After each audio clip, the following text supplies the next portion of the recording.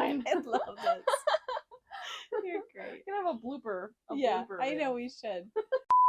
Hi, my name is Leah Beck. I am the communication intern here at Fox Vallry Church this summer, and I'm so glad that you're here and watching this video. If you enjoy it or it brings you any encouragement, I want to invite you to give it a thumbs up and to share it with a friend so that they can also be encouraged by this. We are nearing the end of FEC on Mission, which is our evangelism initiative of the summer. And as kind of a last hurrah, we wanted to do a video series on 3D living, which is our tool that we use at Fox Valley for the purpose of evangelism. And so this video, we're going to be talking about the second D, which is discovering people's stories. And with me today, I have Lisa Mobley, and I am so excited to be talking to you and just to hear more from you about this topic. But before I ask you any questions, would you tell us a little bit about yourself? Yeah. So I am Lisa Mobley, and my husband Kyle and I have been attending Fox Vallry Church for about 6 years now. We have 2 little boys. They are about 3.5 and 1.5 years old. And I get to stay home with them. I left a career in healthcare, and now I get to stay home and raise our boys. And I serve here in our Journeyland at the check-in desk, and my husband Kyle is on the First Impressions team. I love that. And if you guys haven't seen her little boys running around the church, they are the cutest thing ever. So just cuties. So in the first video, we talked about developing relationships, and it's kind of a natural next step to developing relationships is discovering people's stories. And by this, we simply mean just learning more about who they are and where they've come from, and maybe a little bit about what they stand for and what kind of is driving their life. The first question I want to ask you today is, why is discovering people's stories important to you? I think it really goes beyond that surface level conversation and that surface level friendship. And that is the building block of a real authentic relationship. Yeah. And I think too, it gives me an opportunity to also be transparent with that person. If I'm expecting transparency, right? Like I should be able to be transparent with them too. Good. So then I'm really able to share my own story with them too.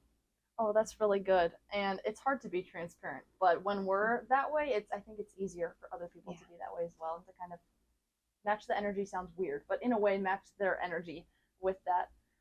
So how would learning more about a person's background impact the way that we share the gospel? Yeah, I think it helps to discern the right approach, right? So to be able to understand any obstacles that they might have in hearing the gospel, whether it's maybe previous experiences within the church or even church hurt. Also knowing the right language to use. And, so that you can talk to them in terms that they can understand. And then I think just really showing that we value their journey and that we value their story and where they've come from. That's so good. And it's so important to think about it in that way, because I think often we can think that there's just one cookie cutter way of sharing the gospel, and there isn't. But knowing about people's stories and where they've come from, and we can tailor the gospel and the right language to use, like you said, to the experiences that they've gone through, and just to be sensitive of maybe their emotions or hurt that they've experienced within the church. So how do you typically approach this in your everyday life and the current season of life that you're in? Yeah, so as a stay-at-home mom, I think I have to be really intentional about the interactions that I have with others. And so that might just be talking to another mom at a park, right? Like I mentioned earlier, going beyond those surface level conversations and trying to dig a little bit deeper to build a real friendship and a real relationship. Just being a good listener in doing so. I think that's really important. Little acts of kindness or generosity, or even just like sending a text with a prayer to somebody, I think goes a long way. Good. And so I think for me, being an introvert more or less, it's more comfortable to just show care and show authenticity. And then from there, I just think naturally a relationship is going to develop.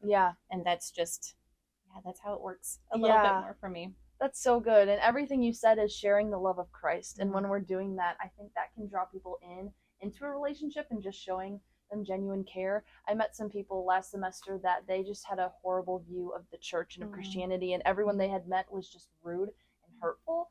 And that just hurt me, because that's not at all how we're called to be. And so just by doing that and taking on the character of Christ is huge and so important. How do you pursue people who might be a little bit harder to reach?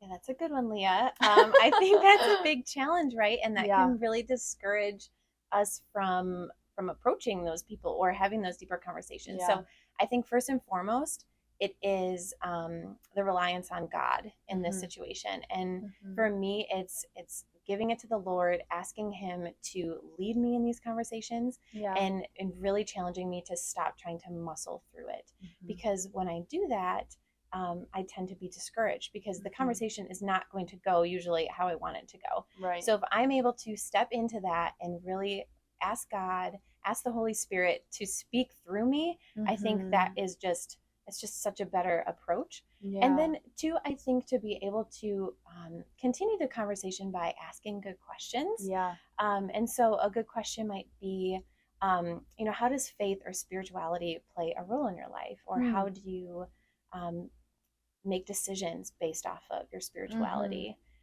Another one might be, how do you navigate life's challenges? Yeah. Because, right, we have like this moral compass. And so I really think that that shows us where they are in their journey. Mhm. And if you want to be really bold, and I wouldn't say start with this question, but you Mhm. could ask a question that somebody asked me and that truly took me to the next level. Mhm. And that is, if you were to die today, do you think that you would go to heaven, and why? Wow. And that, Mm. I mean, that is for sure going to create a really deep conversation. And Yeah. like I said, it took me to the next level, and it Mhm. really made me reflect on and go deeper in where I was in my Mm. spiritual life. And so, Yeah.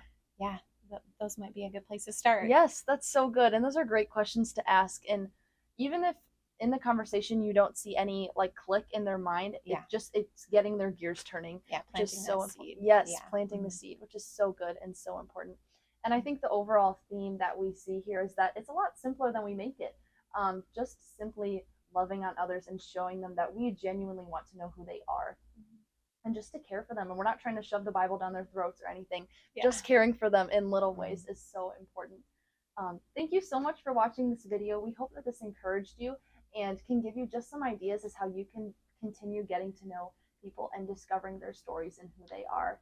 Stay tuned for our next video, which will be on discerning people next steps after sharing the gospel. Again, thank you so much for watching. We hope you have a great rest of your day.